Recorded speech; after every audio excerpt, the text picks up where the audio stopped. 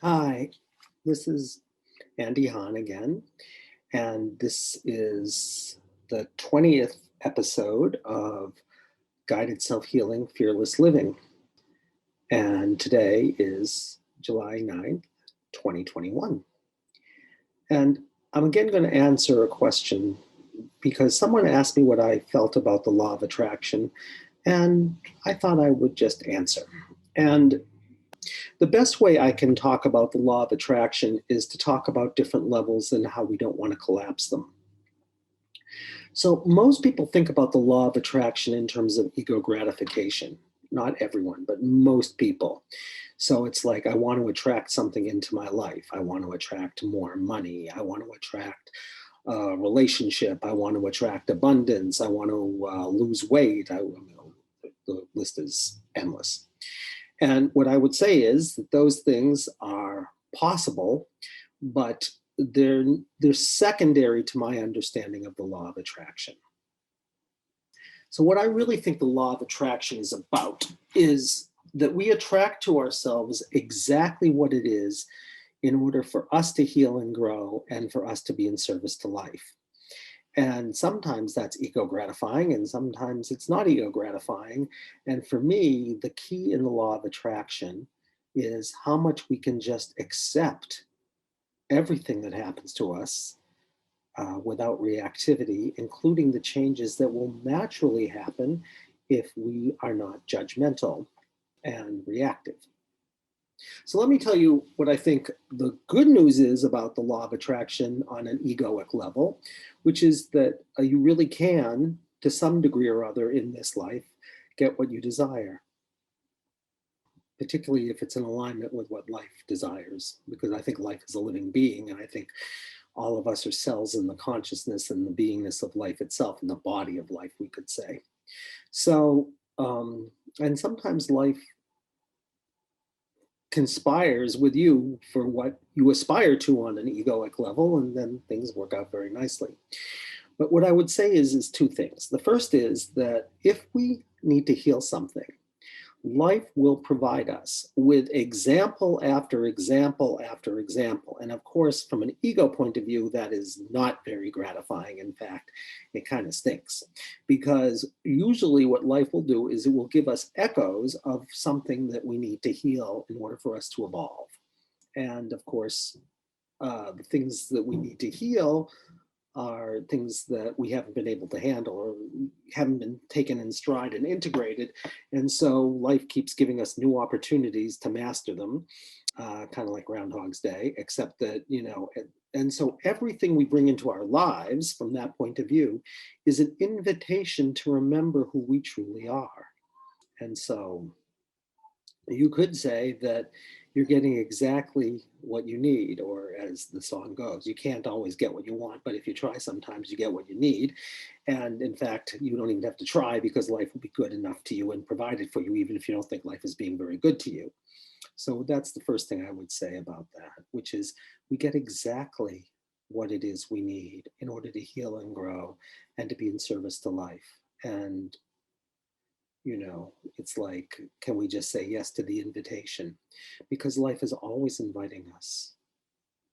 And free will, from my point of view, is, do you go kicking and screaming, or do you go smiling? Because I think there are forces that are much larger than us, even though we are, in fact, when we ultimately get there, we are those forces, but then we're not attached to result anyway, so it doesn't really matter if we end up getting crucified or end up getting a villa in southern France, because we're not attached to result. And we know that life requires opposites on a dual nature. So, in order to succeed, we have to fail. And in order to fail, we have to succeed. And they're in some kind of wonderful reciprocal relationship, because we have to also then recognize that there are two different things going on in life. One is called the choice of choice, and one is called the choice of choicelessness. And the choice of choice is actually where the egoic law of attraction comes in, because the choice of choice says, what do we aspire to if we really get what we truly desire? And in order to know what we truly desire, I would suggest that you don't try to figure it out, but you go someplace else. And the place I invite you to go is first into your deepest intuitive knowing. If you take 4 or 5 deep breaths, which I invite you to do right now, and you bring your attention down and in all the way to your diaphragm and you're breathing there, it's like opening to everything. And of course, in the out breath, it's like letting go of all tension. So you can just be with whatever's here with no reactivity, but just being with it and saying, yes, I accept this. Doesn't mean I have to like it, but it does mean I accept it. And then this deepest part of you will just tell you what is true for you, what you know to be true for you, and what is really important for you to bring into the world. And then, if you want to know what you truly desire, I would suggest you bring your attention up a little bit and breathe into center of chest. And listen for the soft voice of the deep heart that really knows your deepest desires and aspirations. And so, all I would invite you then to do is listen. And then, if you speak it out loud, it will be like something much deeper in you is communicating or sharing something through you with you. So it's almost like you would speak or go slowly enough that you would speak the words and you'd be listening to your own words at the same time. And I can guarantee you, if you really bring your attention there to the deep knowing that's always there, if you stop and say, what is really true for me? Not what do I think is true for me, but what's really true for me. And when I say what's really true for me, I think we mostly have things backwards. So egoically, it's like we try to figure things out. We say, what do I really want? And our attention goes up into our heads. And I'll tell you something. In my humble experience, our heads doesn't know anything about what's true for us or what we want. So it thinks it's running the show, but it's like doesn't know very much about these deeper questions. So what part of us really knows what's true for us is the gut. Why we call it a gut instinct, or deepest intuitive knowing is called a felt sense. It's not something you figured out. It's not even something you have an emotion about. It's just You just bring your attention in and say, what is true for me? And then something just comes to you, and that's just what's true for you. And then once you know what's true for you, you bring your attention to your heart, which really is about the law of attraction. And you say, okay, given what is really true for me, what do I really desire, or what do I aspire to? If I really was in alignment with what was deeply true for me and what I knew to be true for me and was deeply in service to life. And then you would know what you truly aspire to and what you desire. And then you go to the head, which is really a servant, and it can say, okay, what do I have to do to make that happen? What path do I have to follow? And usually it's a path that's already laid out for you in some way, shape, or form. But it can help you be discerning about that, because sometimes, it's the paths are mutually exclusive. So when I talk about the choice of choice, it's really asking the question, what do I really desire? And that's where the law of attraction does come in, because you can get what you desire on those levels. If you want to have a baby, you can probably have one. If you really desire to get married, you probably have that. But then, of course, something else comes in, which is called the choice of choicelessness. And the choice of choicelessness really says that once you know what you desire and you aspire to, then you have to be in alignment with life. And the choice you have to make is not to care about your own preferences, but to care about what life is inviting you into or asking for. Or as they say in the Bible, to everything in its season, right? So it's really about being able to, on the simplest level, let's look at this, right? On the simplest level, what it means is if you decide to have a baby, you better be willing to do diapers, so to speak. And you might say, well, I don't like doing diapers. And I'd say, well, that sort of comes with the territory of being a baby. So or having a baby, or being a baby. And so, well, I suppose if you were a baby, you'd still have to learn how to do diapers, or someone would have to do it for you. But the point here is that life invites you to do diapers if you're going to have a baby, and your preferences don't matter. And what you'll really find, and we'll talk about this at some later date in much more detail, is from this level, life goes in seasons, and it's to everything in its season. And in different seasons, life invites you into different things. So, for example, if I want to be the best teacher I can be, sometimes I get to be a teacher, but sometimes I have to be a student. And whether I like being a student or not is irrelevant if I'm going to be the best teacher I can be, because, I'm teaching you guys all this stuff, but at some point or other, everything I teach you will run out. And if I want to be able to teach you something more, I have to be a student. And that will be an evolution for me, that it's time to be a student. But then at some point or other, that will run out, and I'm going to have to take on the responsibility again of being a teacher. And life will call for me to be a teacher until, the sun starts to go down again and dusk come back, and then it's time to be a student again. And life will just do that through me, in this evolving infinity loop where it's like day and night. So if I really am drawn to being a teacher, I may be able to start there. That's like noon, but at some point or other, the sun starts to go down. And if I try to hold on to being a teacher, it won't work out very well, because the sun will be waning and it's going into nighttime. And so I have to say, this has run its cycle, and it's now time to go up and be a student, because of course students need teachers and teachers need students. There can't be one without the other. And you'll find that that's what the case is. They're called interdependent polar pairs.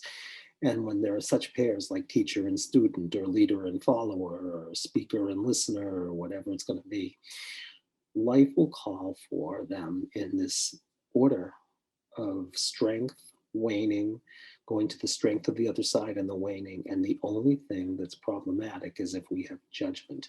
And if there's something we really don't want to do, like following, then we'll fight being a follower when life calls for us to be a follower. But all that will do is make us miserable, because life's forces are bigger than our own, in my experience. So it will take you there, kicking and screaming, which is why I say the true law of attraction is, do you have a willingness to just smile to whatever life invites you into, or you're going to go kicking and screaming? That's the difference. Now, what I would also say is, life invites us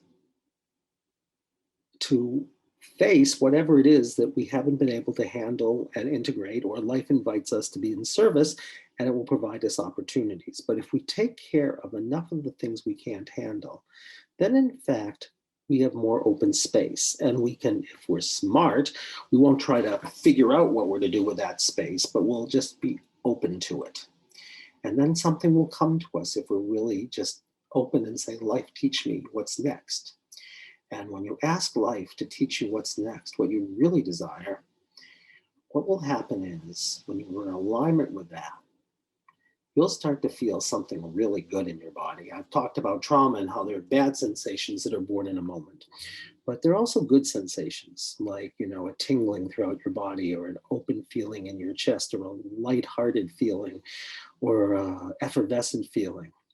And what I would say is, bring all your attention to that sensation and just say, effervescent feeling, what have you come to share about what I really desire and how I can make it happen?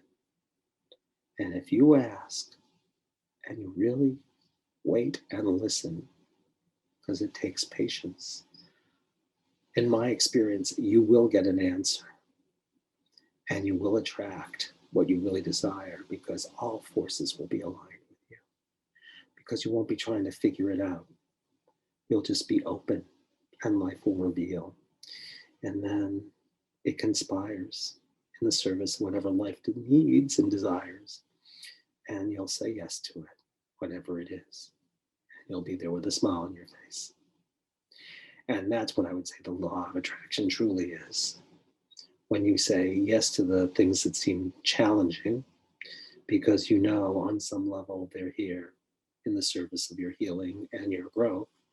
And then you say yes to this other kind of feeling, this deeper knowing, this visceral knowing, and the soft voice of the heart that will always tell you what's really true for you, and what you're to share with the world, and what you really desire and aspire to. And I'd say, follow it with all your heart and all your soul and all your spirit, and you will get what you desire, which may be much more than something on the surface. And having said that, this has been a joy to share. I didn't know what I was going to say necessarily, but I hope you enjoyed it. And I enjoyed it because I discovered what I really felt about it, which was always kind of a fun thing to find out. Anyway, so we're completing our idea with the law of attraction. And I'm having this idea, if I can do a way to do it, that I really like to start doing some healing work with some of you. So if you want to do that, you can write me.